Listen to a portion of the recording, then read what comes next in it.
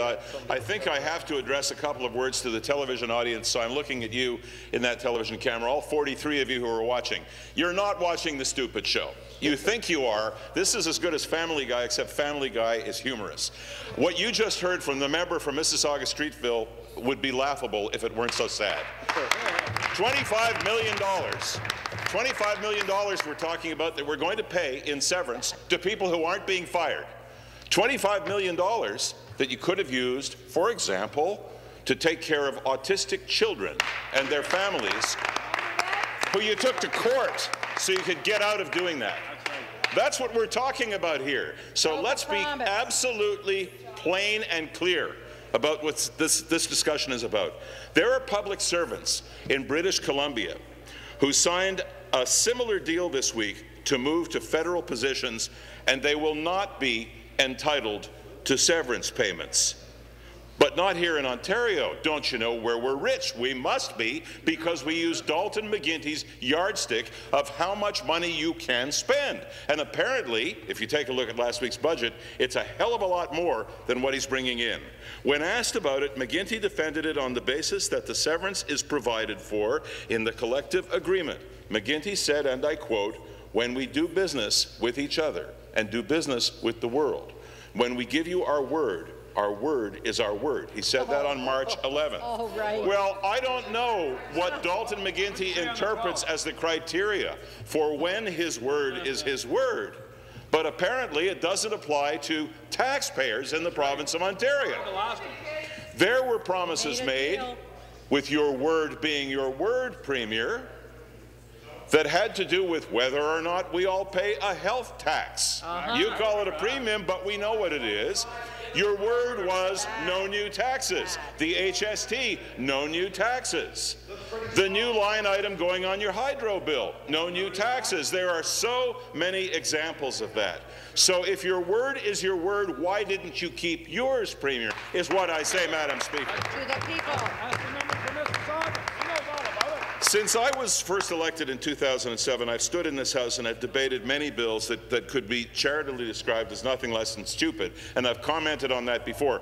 We're not talking about a bill here, we're talking about a severance payment that's contained in an overall budget, $25 million, to people who basically have to go through the arduous task of having their business cards changed. Have you listened recently to what the pundits are saying on radio, in the papers, everywhere? Who in Ontario, Madam Speaker, gets severance to leave one job, stay in their office, get a new business card, sit at their desk, and continue with a new job, and oh, by the way, with a 3.4% increase in salary? That is what we're talking about, and everywhere I go, and I don't know about members from the government side, everywhere I go, people want to talk about it, and I can tell you I haven't met one person yet who says that they agree with that idea. So when it comes to having a lock on particular types of resolutions, motions, legislation that's presented here, as I said, I've been here since 2007, so going on 3 years. I've talked about some of the legislation that's rather silly, and I've talked about it in the context of bills that were about nanny statism. Nanny statism, where I guess charitably I could call them banning bills. Banning pesticides, banning smoking in cars, banning pit bulls, banning plastic bags, and so on. So what I'd like to say today is we in the PC caucus decided that we would come up with a ban of our own. With our motion today, what we're calling for, what Tim Hudak and the PC caucus are calling for, is a ban on stupidity in the Liberal government.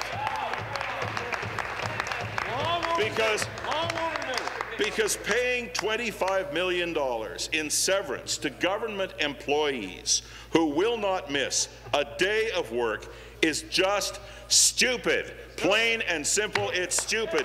Isn't it offensive?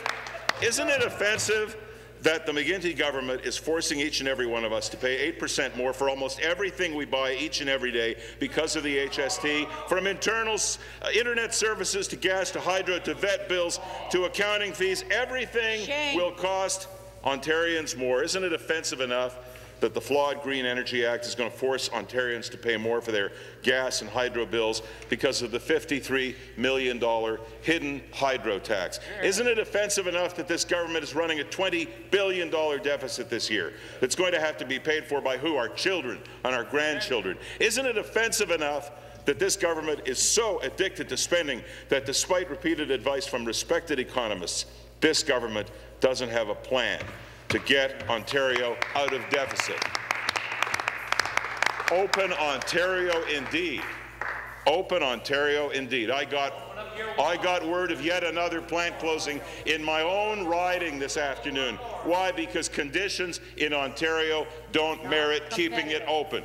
Definitely a jurisdictional thing. This is the open Ontario that we're talking about. Isn't it offensive enough that, despite paying a health tax for the last 6 years, Ontarians are having to endure dramatic cuts in patient care? From emergency room clinics and bed closures to firing of nurses, Ontarians are paying more for health care and they're getting less. So what's offensive, Madam Speaker? That's offensive. And what's even more offensive, that before we ever got to a point in time where we could look at a recessionary period and listen to our Premier and his government tell us that everything bad that's happened to them and that's happened to us in Ontario come as a result of a period of recession, when in fact we all know, and I say to you, Ontarians out there watching us, we all know that there were over 200,000 valuable manufacturing jobs lost before we ever got to a recession here in Ontario. So now what are we doing? We're paying the piper for a lack of policy then, and we're going to continue to pay the piper for a lack of policy now. This is pure stupidity, pure and simple stupidity. You do not pay $25 million for nothing. You don't do it, and there's not an Ontarian out there, save and except for the recipients of that, who would say otherwise. Thank you, Speaker. Thank you. Further debate? Yes.